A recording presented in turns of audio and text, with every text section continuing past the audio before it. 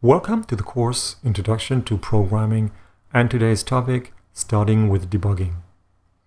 There are three key areas which I want to talk about.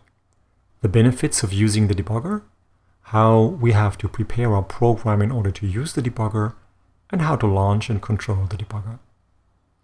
We'll use an example program that sums integers up to a given value. More precisely, the program is supposed to ask the user for a number, say n, and is then supposed to output the sum of all the integers from 1 up to n inclusive. The source code we will use has a small mistake, which we will inspect with the debugger. I compile the program.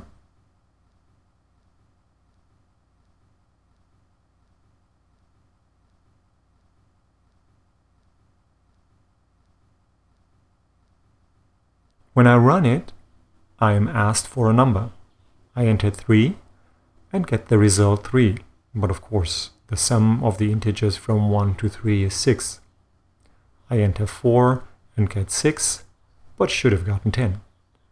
If I enter 5, I get 10, but expected to get 15, and so on. I could guess, based on the inputs and outputs, where my mistake is, and change the program accordingly, then recompile it and rerun the program with these inputs. But wouldn't it be so much nicer if I could run the program one step at a time so I could see exactly which statement is being executed, like this?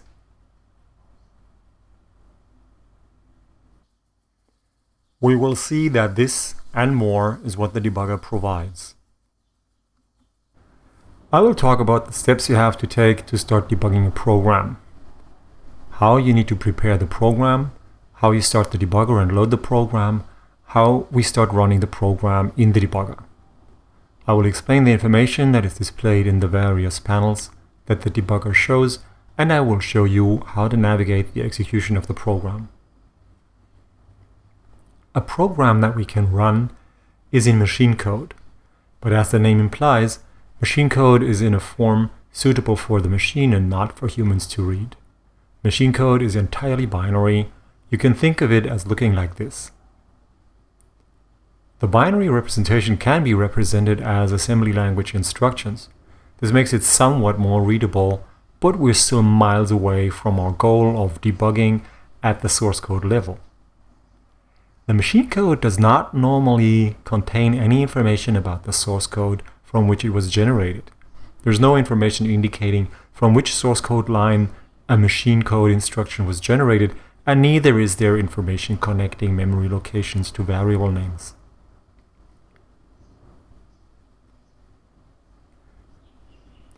If I try to launch the debugger and load this program, the debugger alerts me that there are no debugging symbols found, which indicates that the information referencing the source code is missing from the program.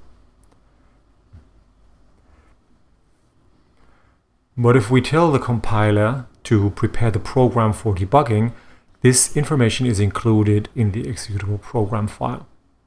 All we have to do is add a -g to the compiler command line.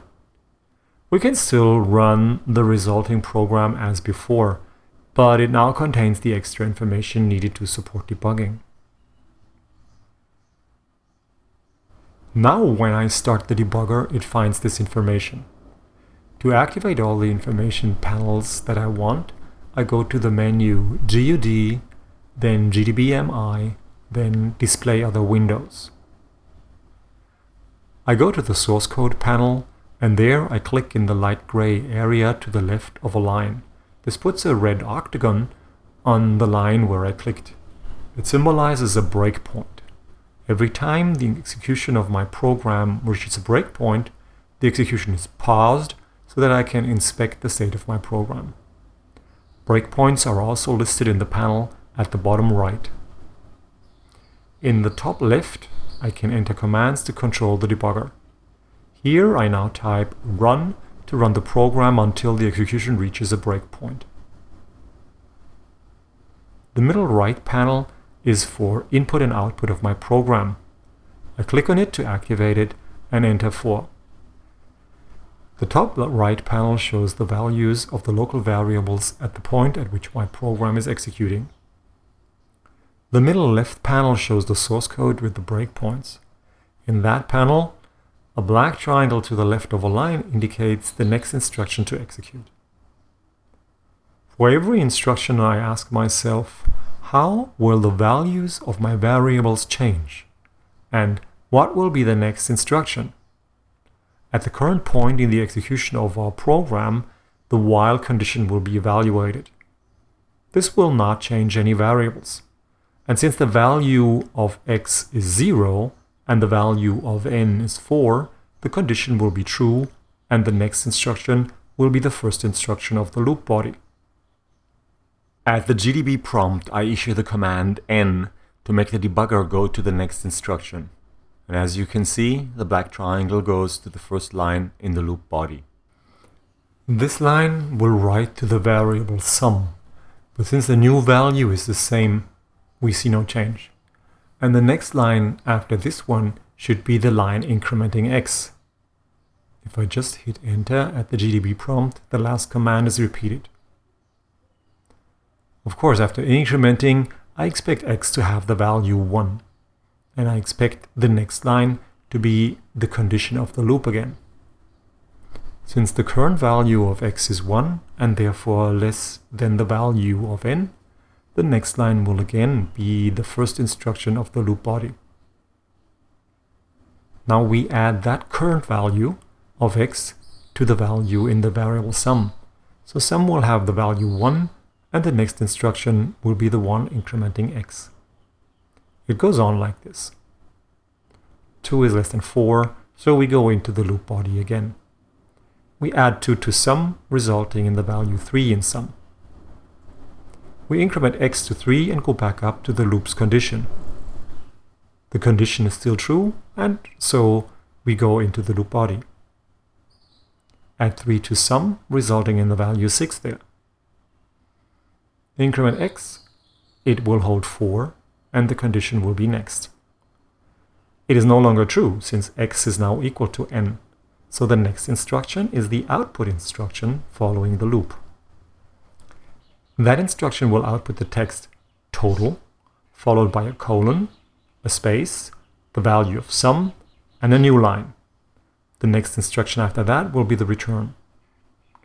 But now it seems obvious that the loop should iterate once more, and so the fix is to change the less than symbol to less or equal.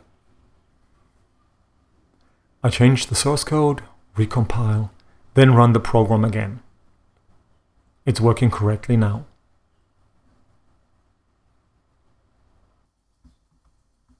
The debugger lets us run the program one line at a time. It also lets us inspect the values of the variables in our program. So we can check that every line does exactly what we think it should do, or as beginners, we can drill ourselves in the operation of the various programming constructs. Do you think you know how to compile a program for debugging? When you have compiled a program for debugging, can you still run it without the debugger? Do you remember what the additional information is that the compiler includes into the program file when you compile for debugging? Which steps are needed to start the debugger from within Emacs? Once the debugger has started, which steps are needed to get the panel set up and to start debugging the program? Where do you find the values of the variables? How can you get the debugger to execute the next line of your program? That's it for now. Thanks for watching and have a great time.